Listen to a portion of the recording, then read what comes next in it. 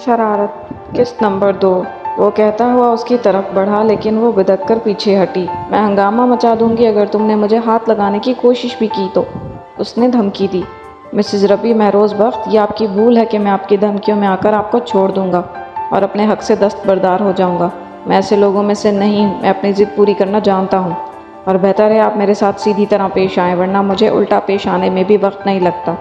ये तो आज आप देख ही चुकी हैं। वो इसे कलाई से पकड़कर अपनी तरफ खींच चुका था। एक मर्द से मुकाबला करना उसके बस से बाहर हो गया था। उसकी सारी जद्दोजहद नाकाम हो गई थी। वो बेबसी से तड़प तड़प कर रोने लगी, मगर महरोज़ पर इसके आंसुओं और सुस्कियों का भी कोई असर नहीं हुआ। अब चाहे वो तड़पती या बिलखती, उसे परवाह नहीं थी। बकौल उसके उसने अपना हक वसूल किया था। बाहर दरवाजे पर दस्तक हो रही थी, मगर वो बेहिस बनी बैठी थी और कोई जवाब नहीं दिया था। फिर थोड़ी देर बाद दोबारा दस्तक हुई। इस बार दस्तक मतवातर होने लगी थी। तभी बेसुध सोए महरोज़ की नींद का सिलसिला भी टूट गया। उसने चौंक कर आगे पीछे देखा। वो दोनों पांव सोफे पर चढ़ाए घुटनों के बिर्द बाजू लपेटे बैठी थी और उसे देख रही थी। महरोज़ बेटा, दरवाज़ा खोलो। बाहर आरफा बेगम की परेशान आवाज़ आई। वो यकदम उठ बैठा। बेड के दूसरे कोने पर रखी अपनी शर्ट उठाकर पहनते हुए वो कमरे में बिखरी चीज़ों से बचता हुआ दरवाजे तक आया और बालों में हाथ फेरते हुए दरवाज़ा खोल दिया।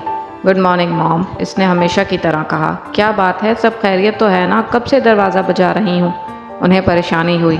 जी सब खैरियत है, मैं सो रहा था इसलिए पता नहीं चला। इसने परेशानी कम करनी चाहिए। वो रबी कैसी है? आरफा बेगम ने ठहर कर पूछा। अंदर आकर देख लें कैसी है, उसने दरवाजे से हटते हुए कहा। क्यों, क्या हुआ? वो बाहर से ही अंदर का हाल देख चुकी थी कि सफाई कर दे। उसने सर झटक कर कहा। और नाश्ता? नहीं, नाश्ता मैं नीचे आकर ही करूँगा। और दुल्हन, उसका नाश्ता आप ऊपर भेज दें, वो अकेली नाश्ता करेगी। फ़िलहाल तो अकेली भी कर ले तो बहुत है। आरफा बेगम बात समझ गई थी। ठीक है, मैं मुलाजमा को भेजती हूँ, वो कहकर पलट गई और वो अंदर आ गया।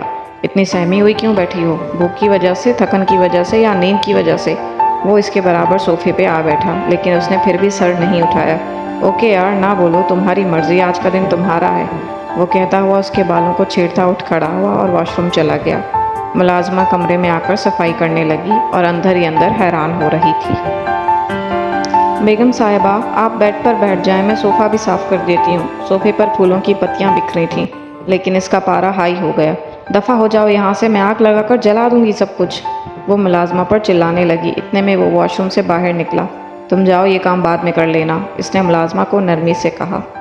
वो सर हिलाकर चली गई। अलबत्ता वो बाकी सारी सफाई कर चुकी थी। पागल हो गई हो? हाँ मैं पागल हूँ, तुमने मुझे पागल कर दिया है।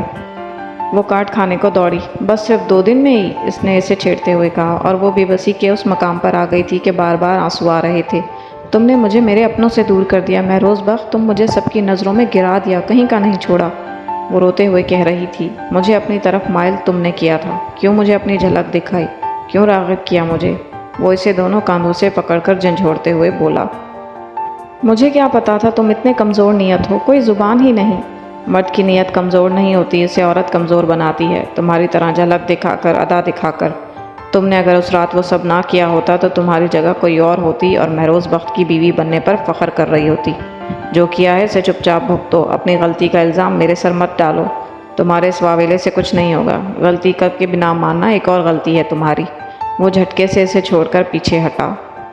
मैं अगर अपनी गलती भुगतूँ तो तुम्हें भी अपनी गलती की सज़ा भुगतनी होगी, वो चीखी। मैं तुम्हारी सज़ाओं के लिए तैयार हूँ, जी जान से। वो शीशे के सामने खड़ा बाल रगड़ने लगा और वो नफ़रत से रुख मोड़ गई। मुलाजमा उसका नाश्ता भी ले आई थी, मगर उसने वापस भेज दिया।